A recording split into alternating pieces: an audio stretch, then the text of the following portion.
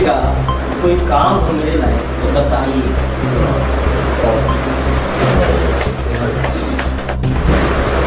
और अभी मंच खुला है, उसके बाद करीबी अपनी बात करेंगे कविता के अलावा। हमने 2 साल से ज़्यादा शुरुआत करने के बाद जब कहीं कुछ प्रयास करके हल्का फुल्का वो बना तो उस समय अपने जहाँ की स्थिति लेकिन इधर शुरू कर हुआ था। उस समय हम लोग कुछ चर्चाएं प्रारंभ कर चुके थे जो साहित्यिक गतिविधियों, और आज की उनकी 10 कविताएं मैंने अभी तक एक कविता भोपाल से निकलती है वनमाली कथा, उसमें लिखी थी।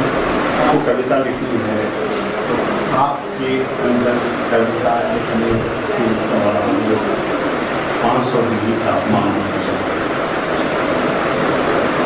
आप कुछ लिख ही नहीं सकते, कुछ सृजित ही नहीं कर सकते। नमस्कार, मैं अर्चना और आप देख रहे हैं हंगामा टाइम्स। हंगामा टाइम्स जिस तरह से आपको दिखाता है कि उत्तर प्रदेश की राजधानी लखनऊ में क्या खास हो रहा है, तो इस समय हम लोग इंदिरा नगर में जहां पे आज स्क्रीन पे देख रहे अलग दुनिया कार्यालय में है, जहां पे हरे प्रकाश उपाध्याय जी की आज कविता का पाठन का कार्यक्रम हुआ था। तो हमारे साथ में हरे प्रकाश जी, तो उनसे हम बात करेंगे कि जिस तरह से आधुनिकता को लेकर के और वर्तमान की कार्यों को लेकर उनकी कलम लिखती रहती है, तो क्या कहना चाहेंगे आज के कार्यक्रम के बारे में। तो आपका बहुत बहुत स्वागत है। आज का समय काफ़ी जटिल और कठिन समय है आम आदमी के लिए। आम आदमी को अनेक तरह की समस्याओं का सामना करना पड़ रहा है। उन्हीं चीज़ों को लेकर मैं अपनी कविता में उनके समस्याओं को लेकर, उनके जीवन को लेकर कविताओं में अपनी बात मैं रखता हूँ। आज के कार्यक्रम में प्रमुखता से क्या मुख्य रहा था? कविताओं के माध्यम से आपने किन बिंदुओं पर प्रकाश डाला? ऐसे श्रमशील लोग जो छोटे छोटे काम धंधे करते हैं, जो छोटे छोटे दिहाड़ी मजदूर हैं, किसान हैं, उनके जीवन से संबंधित कविताएं मैंने आज सुनाई। उनका जीवन किस तरह कठिन है और किस तरह वो अपना जीवन जीते हैं उस कठिनाई में, और कौन से उम्मीद के छोर वो पकड़े रहते हैं। यही सब बातें मेरी कविताओं में। 2 लाइन हमारे दर्शकों के लिए भी, जिसको सुन करके जो है हमारे दर्शक भी जागरूक हो। एक कविता है, ऐसा विकट समय हमारा, दुख पर कोई कविता लिखो तो दुख मुस्कुराता है और अधिक खिल के आता है। आतताई पर कविता लिखो तो वहीं उसे गुनगुनाता है, महफिलों में पढ़कर उसे सुनाता है। कविता भी चलती रहती है, पीड़ा भी बढ़ती रहती है। कविता लिखने से बात कहाँ बदलती है, जिनकी कविता है वह उन तक नहीं पहुँचती है। बहुत अच्छी बात कहा है, ये बात बहुत सही कहा सर ने। जिनकी समस्या होती है, जिनकी पीड़ा होती है, उन तक नहीं पहुँचती है। तो हमारे साथ में वस्त जी हैं, तो उनसे हम बात करेंगे। तो क्या कहना चाहेंगे कृष्ण कुमार वस्त? देखिए, हम लगातार अलग दुनिया, शहर और शहर के बाहर के उन लोगों को आमंत्रित करते रहता है जो लीक से हटकर लिखते हैं, पढ़ते हैं, चाहे वे थिएटर के लोग हों, चाहे कहानी के हों, चाहे कविता के। आज हमने देश के चर्चित और युवा कवि, जिसे अपनी सबसे कम उम्र में नवलेखन ज्ञानपीठ पुरस्कार मिला, हरि प्रकाश उपाध्याय जी को आमंत्रित किया। उनका उपन्यास बखेड़ापुर, जो भारत की राजनीति और भारत की संस्कृति और भारत की अपसंस्कृति और जो डर्टी पॉलिटिक्स है उससे बढ़िया कोई पिछले 20 साल में कोई ऐसा उपन्यास नहीं लिखा गया। उनकी जो 3 कविता संकलन है, उन सबको ध्यान में रखते हुए आज हमने हरि प्रकाश जी को आमंत्रित किया था। उन्होंने जो पंक्ति का अंतिम व्यक्ति है, उसके जीवन में जो उतार चढ़ाव हैं, उसके जीवन में जो धर्म और संकट हैं, उन सब पर आज उन्होंने अपनी लगभग 12-13 कविताएं सुनाई। और वे कविताएं ऐसी हैं जो आज दर्ज हो रही हैं और भविष्य में लोग उसे पढ़ेंगे, इतिहास में पढ़ेंगे। क्योंकि मेरा ये मानना है, कविता वही अच्छी है जो दर्ज हो जाए। एक महापुरुष ने भी कहा था, जब जब राजनीति लड़खड़ाई है तो साहित्य ने आके। जी बिल्कुल, उससे भी बढ़कर एक और फिलॉसफर ने कहा, अफलातून ने, कि जब कभी इतिहास को जानने की कोशिश करो, जब कभी अतीत को जानने की कोशिश करो कि उसमें सत्य क्या था, तो इतिहासकारों के द्वारा लिखा गया इतिहास मत पढ़ना, उस समय के जो कवियों ने कविताएं लिखी हैं उसको पढ़ना, तो उससे हमें सत्य पता चलेगा। इतिहासकार तो सत्ता के अधीन होंगे कहीं ना कहीं, कवि मूलतः स्वतंत्र है, वो गुलाम हो ही नहीं सकता। जो गुलाम हो सकता है वो कवि नहीं हो सकता। कुछ श्रोता भी हैं जिन्होंने आज की कविता पाठ में अपना जो है भाग लिया, तो क्या कहना चाहेंगे सर, कैसा लगा? आज हरिप्रकाश भाई कविताएं सुनते हुए जो कविताओं का जो मध्यवर्गीय दायरा है उससे अलग हट करके कविताएं सुनने को मिली। ये तमाम फुटपाथ पर काम करने वाले, खेतों में काम करने वाले, ढाबों में काम करने वाले लोगों की चिंताएं, और जो मध्यवर्गीय दायरे में कविताएं सुकवि हैं, जो लेखक हैं, उनकी अपनी चिंताएं कैसे अलग हैं। ये दो दुनिया को कविताएं सामने लेकर के आती हैं, जो है वो खासकर इसलिए भी ज़रूरी कविताएं हैं कि ये कविताएं संप्रेषणीय हैं, कविताएं अमूर्त नहीं हैं। ये कविताएं बिंबों के जाल में नहीं पसरी हुई हैं। कविताएं लोग दुख दर्द जद्दोजहद को कविताएं सामने लेकर आते हैं, तो आम पाठक, आम श्रोता भी इन कविताओं में अपनी ज़िंदगी देख सकता है, इसलिए कविताएं महत्वपूर्ण कविताएं हैं। आज का कार्यक्रम कैसा लगा? आज कार्यक्रम महत्वपूर्ण कार्यक्रम था। अलग दुनिया जो कार्यक्रम आयोजित किया उसके लिए के बस जी को बधाई और हरिप्रकाश जी का आभार कि ऐसी कविताएं, कुछ काली मुसार के बयान में से कुछ कविताएं पढ़ी और कई जगहों से भगाया गया उनमें से कविताएं पढ़ी और कुछ नई कविताएं पढ़ी उन्होंने जा करके। इन समग्र रूप में आज हम नए रूप में देखने का एक मौका मिला कवि को। धन्यवाद। इस बेचैनी के लिए कहा जाता है कि अंग्रेजी में इसके लिए शब्द आता है कन्फ्लिक्ट। दुनिया की जितनी कलाएं हैं उनके पीछे बेचैनी का यानी कन्फ्लिक्ट का भाव है। चाहे आप अंग्रेजी साहित्य में चले जाएं, चाहे हम शाकुंतलम को देखने लगे, चाहे उत्तर रामचरित को देखें, खास उसका भगवती का, तो सबसे महत्वपूर्ण बात जो आपकी मुझे लगी, मैंने तो बैठे हुए हैं, इधर जो कविता है उसकी विषय वस्तु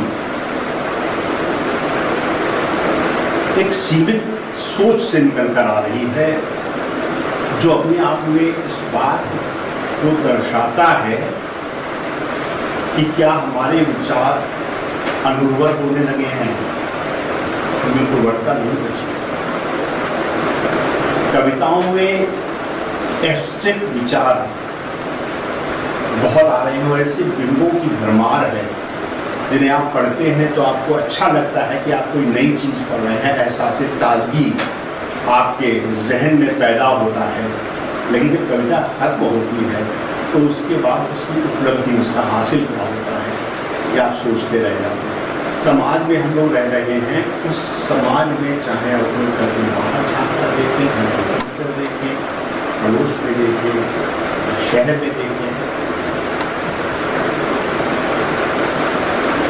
हमें व्यवस्था का फूहड़पन दिखाई पड़ता है और उस फूहड़पन तक का लेखन या सृजन आक्रामक और निर्मम ढंग से नहीं पहुंचता है, तो सृजन का उद्देश्य क्या है? आप सब लोगों ने कहा, आपकी बात के सारांश से अनुप्राणित होकर मैं ये कहना चाह रहा हूँ कि वो बेचैनी जो कविता लिखने के लिए ज़रूरी है, वो छटपटाहट जो किसी को कवि बनाने के लिए आवश्यक है,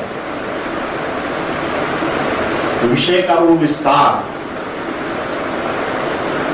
जिसकी मांग पाठक समाज करता है, इन सब की तलाश अगर हम करेंगे तो हर भारत की कविता में मिलती है।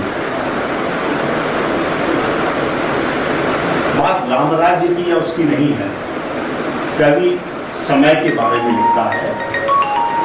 मदन कश्यप का एक कविता संग्रह आया है 10 साल रोया, उसका एक वाक्य बहुत प्रचलित हो रहा है,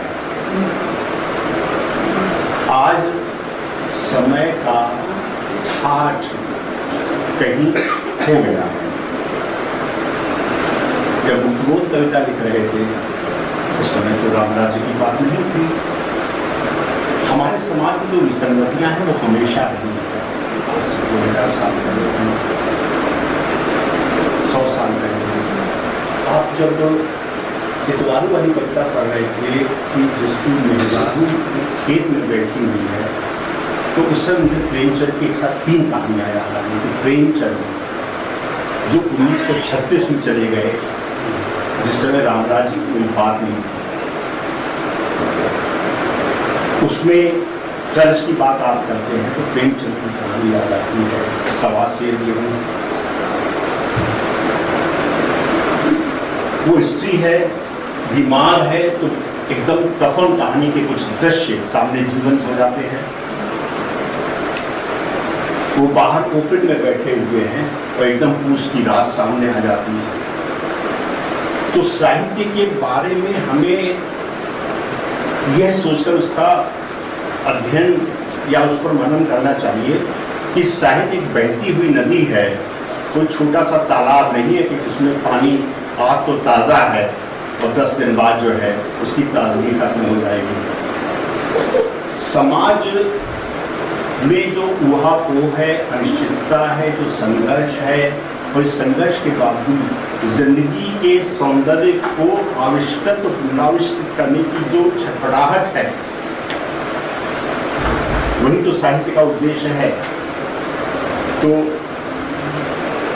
आपकी सारी कविताएं एक तो सार्वजनिक जीवन की ओर पाठक और श्रोता का ध्यान आकर्षित करती हैं और अस्त व्यस्त हो चुके समाज की उन विसंगतियों की ओर हमारा ध्यान आकर्षित करती हैं, जिनकी ओर हम आजकल उस शिद्दत से ध्यान नहीं दे पाते जिस शिद्दत के आपने कविता में व्यक्त किया है। बात होती है कि लोक जीवन से हमें नहीं कटना चाहिए। इधर की कविता पर, उधर के साहित्य पर एक सबसे बड़ा आरोप ये लगता है कि हम लोक जीवन से कटते चले जा रहे हैं। जो 80% भारत है वो हमारे साहित्य में नहीं आ रहा है, 20% भारत आ रहा है। आप सीरियस देख लीजिए तो आपको लगेगा आप किसी बीमार समाज से रूबरू हो रहे हैं। आपको महिला आचरण जैसे उपन्यास नहीं देखने को मिलेंगे, मिथिलेश्वर जैसे, या आपके पूर्णिया के जो कहानीकार हैं चंद्रकिशोर जायसवाल जैसी कहानियां कहाँ चली गई, कहाँ चली गई? तो लोक जीवन की उपस्थिति और मौजूदगी अगर हमारे साहित्य में नहीं है तो हमारे साहित्य की स्वीकार्यता अपने आप ही कम हो जाती है।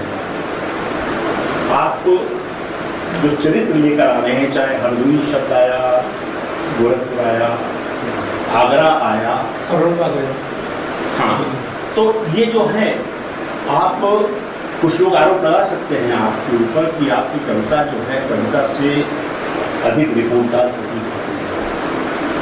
ये आरोप भी लगाया जा सकता है और इसके लिए आपको भविष्य में अलर्ट रहना पड़ेगा कि आपकी कविता में स्थूलता हद से ज्यादा है।